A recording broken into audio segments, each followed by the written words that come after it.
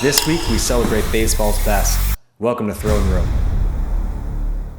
So a few weeks ago, I was in Key West on a family vacation, and the Cleveland Indians were absolutely slaying in the postseason. And I'm originally from Cleveland, and my parents are huge fans of the Indians, so I got to catch a bunch of the games with them, which made it a ton of fun. I've never been a big baseball guy, but seeing kind of the Indians just destroy people was quite fun, and it was even more fun doing it with my family.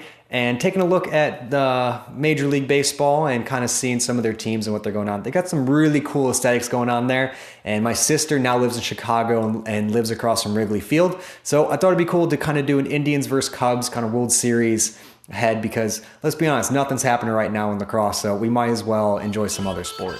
For this, we're going to be going with two Nike Lakotas, and I'm going for a really clean aesthetic on both because they kind of have these cool old styles to them, but we're going with something a little bit more crazy with punch outs and multicolored. So it's going to be a challenge, but they're going to look clean, and I hope this goes well.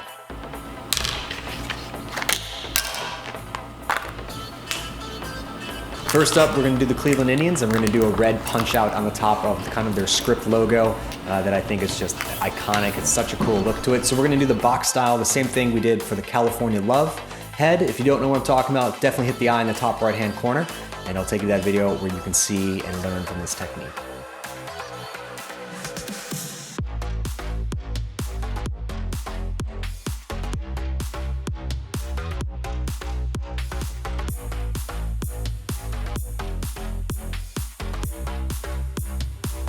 While the Indians head cools down, we're going to start on the Cubs logo, and I love kind of their little Cub alt logo that they use for different things. So we're going to be throwing that at the top of the scoop. It's going to be a three-color, a little complicated, but if it comes out perfect, it's going to look amazing.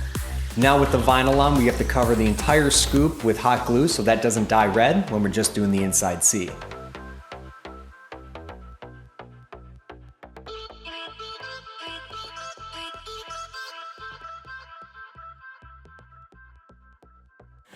With the Cubbies head cooling, we're heading back to the Indians head to remove the mask. This takes a lot of time and effort. We're gonna use an X-Acto and a whole bunch of isopropyl alcohol because that actually loosens the bonds of hot glue to surfaces. Chris actually taught me that. Definitely an awesome tip.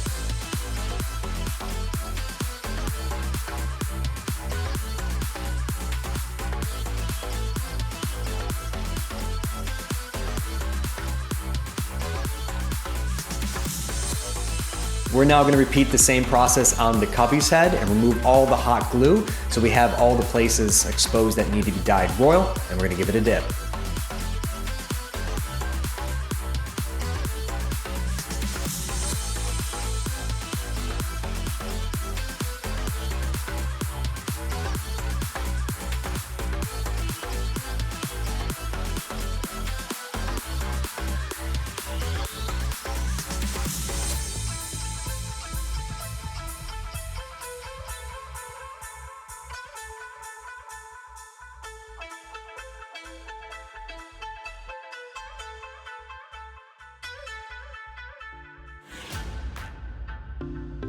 After unmasking both the Indians head and the Cubbies head, I think they need something a little bit more, and we're gonna dip it in some gray.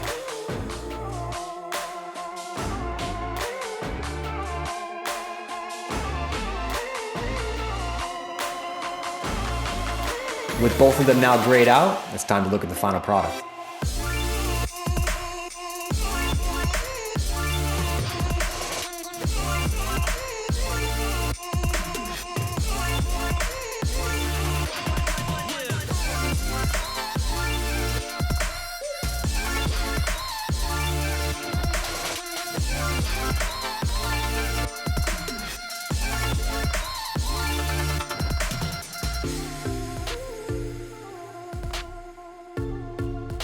These things turned out so cool. I love the two aesthetics, kind of the old school baseball aesthetics coming over to lacrosse. Again, I'm not a huge baseball fan, but it just reminds you, you can find worth in anything if you just give it a try, which I think is a cool narrative to tie into these heads, and especially when nothing's really happening right now in lacrosse. It's fun to kind of take inspiration from other things that are exciting and competitive and going on right now. These heads took twice as long as I thought they were going to take to dye, just to make them absolutely perfect and clean. So we didn't have time to string it up, but I'm definitely gonna do that for next week. So be sure to subscribe to not miss out on the conclusion of the World Series heads. And as always, let me know what you think about them in the comments below. And if you learned something in this video, please throw the video a like. See you soon in the throne room.